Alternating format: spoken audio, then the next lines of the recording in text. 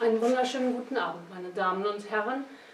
Eigentlich hätten wir Sie heute herzlich willkommen geheißen in Hillers Herbstkulturpalast zu Tell Me More. Leider ist Covid-19 offensichtlich ein Antikulturvirus und hat uns alle unsere Veranstaltungen gekillt. Das ist sehr bedauerlich. Wir freuen uns aber, dass wir zumindest die kleine digitale Version jetzt in unserer Buchhandlung haben. Wir freuen uns, dass heute Abend Bronwen Gray-Specht zu Gast ist mit Tell Me More. Der Titel ist 2020s und sie hatte eigentlich vor, 20 berühmte Männer und Frauen vorzustellen. Also jeweils 20 Männer, 20 Frauen. Briten, Engländer, Schotten, Iren, Waliser. Heute Abend kommen allerdings in der kurzen Version nur Engländerinnen und Engländer aufs Tapet. Das zur Erklärung. Bronwen entschuldigt sich bei allen Waliserinnen und Walisern, bei allen Schottinnen und Schotten und bei allen Iren und Irinnen, dass sie heute Abend nicht erwähnt werden. Und hier ist Bronwen und wir freuen uns, dass du da bist. Hello, hello. And thank you for your interest in Tell Me More. And also thank you to the wonderful Hillers for all their amazing projects and events and ideas, and really marvellous. Zaan is very, very lucky. So, our first famous lady is the well-known authoress Jane Austen, 1775 to 1817.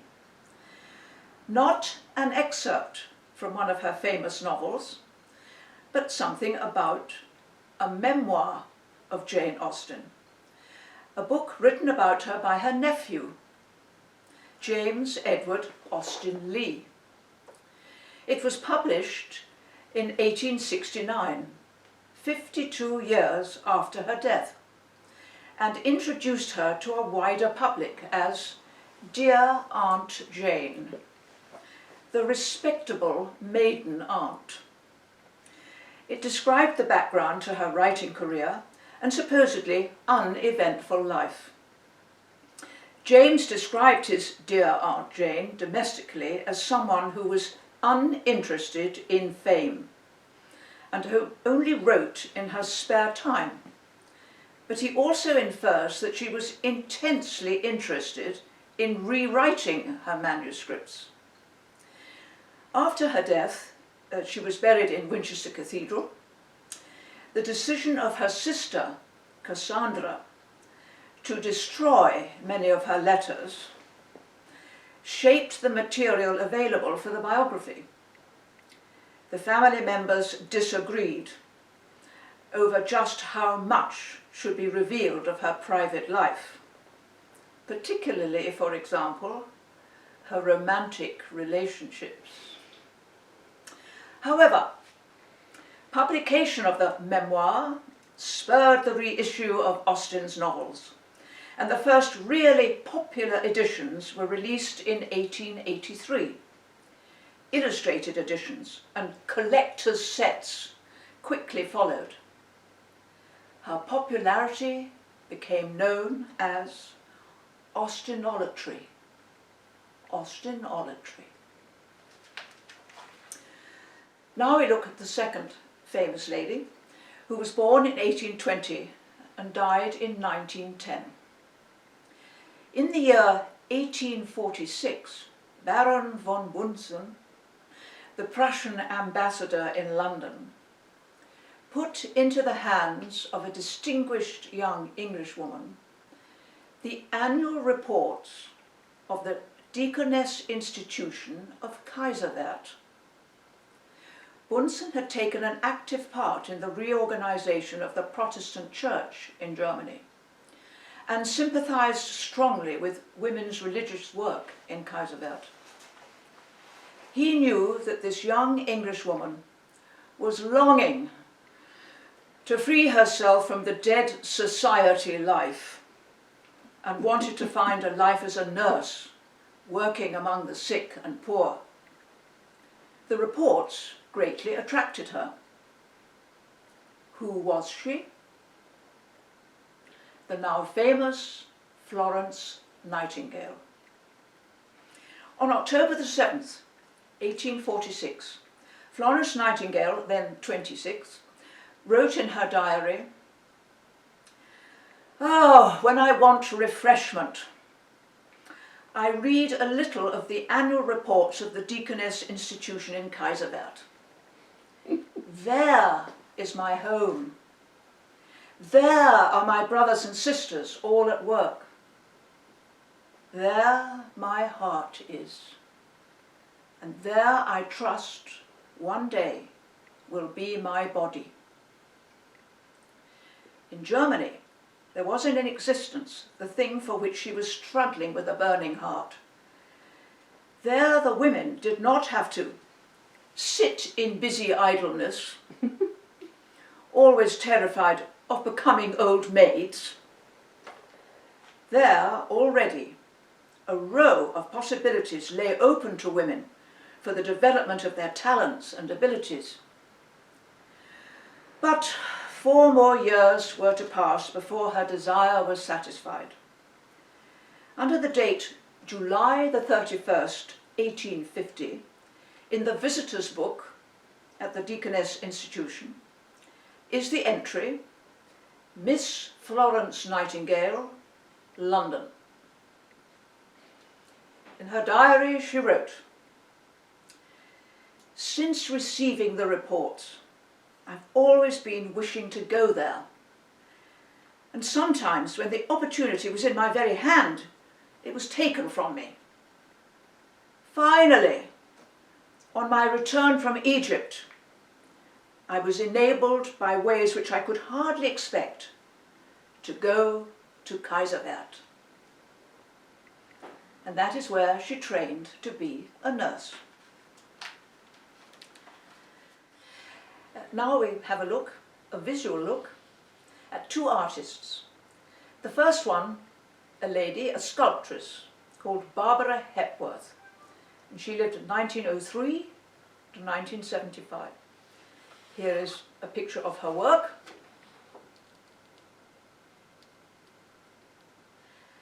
And here is a second picture of her work.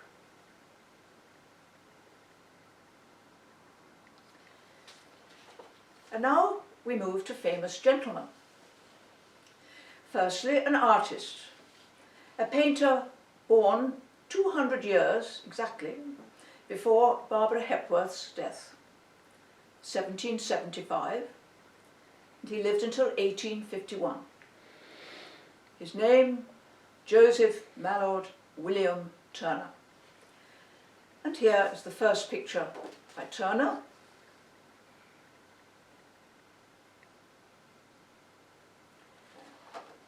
And here a second picture by Turner.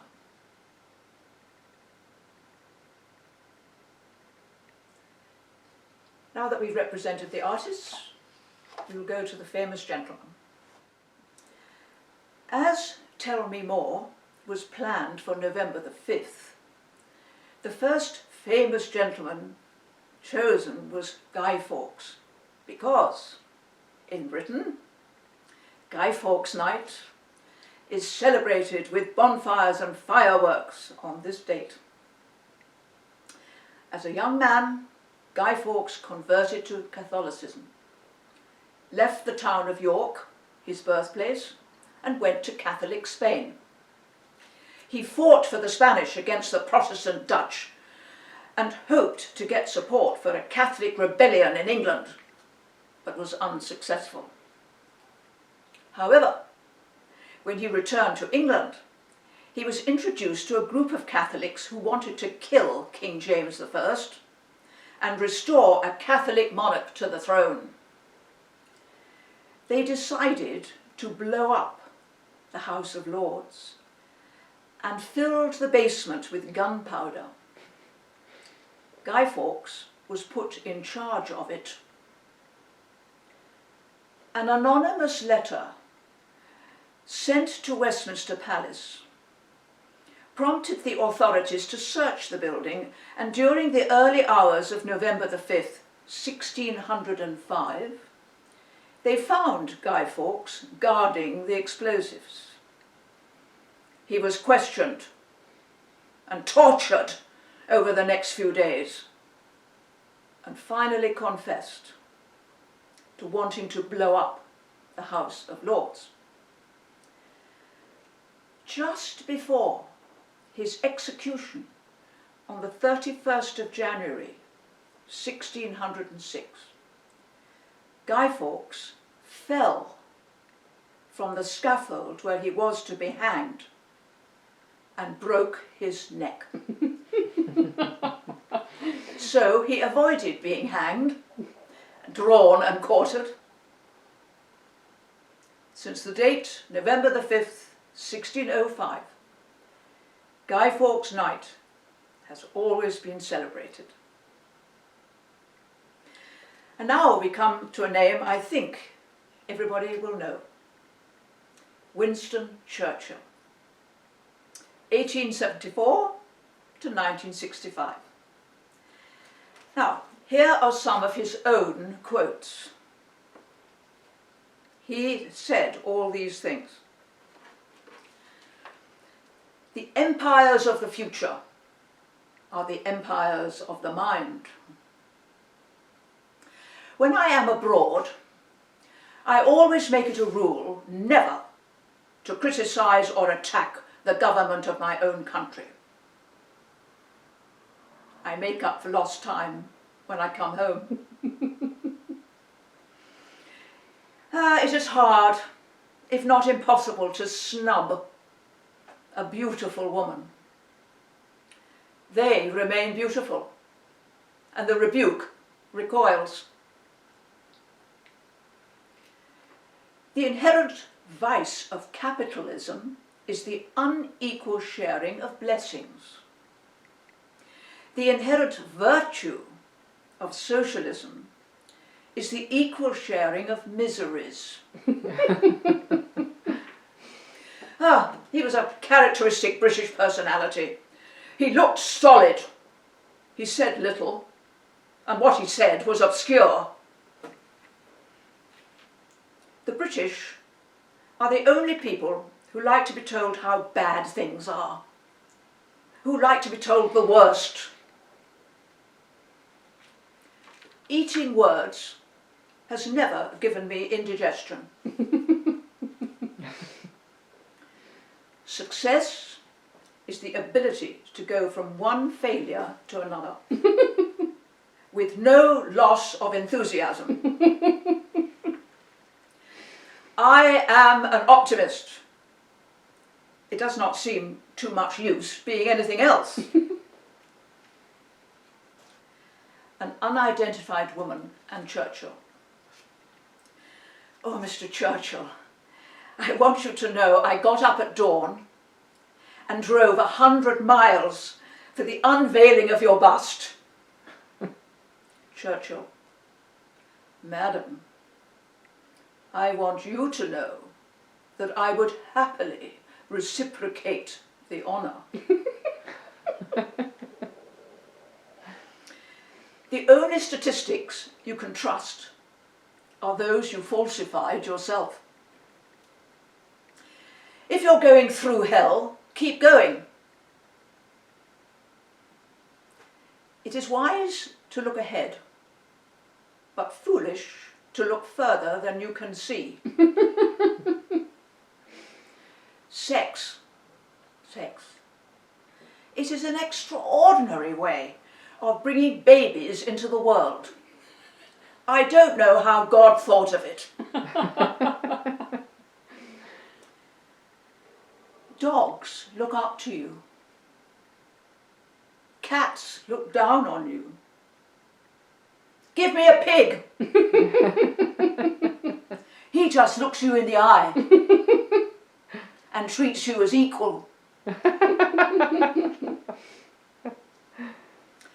The greatest lesson in life is to know that even fools are sometimes right. A civil servant and Churchill. Prime Minister, I have to report that a minister was found half naked with a guardsman in Hyde Park last night. Churchill. Last night? The coldest night of the year? Ah, makes you proud to be British.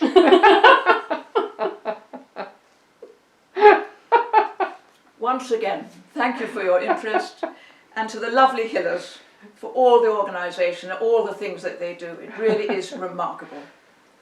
Hoping to see you next May, and take care. Bye.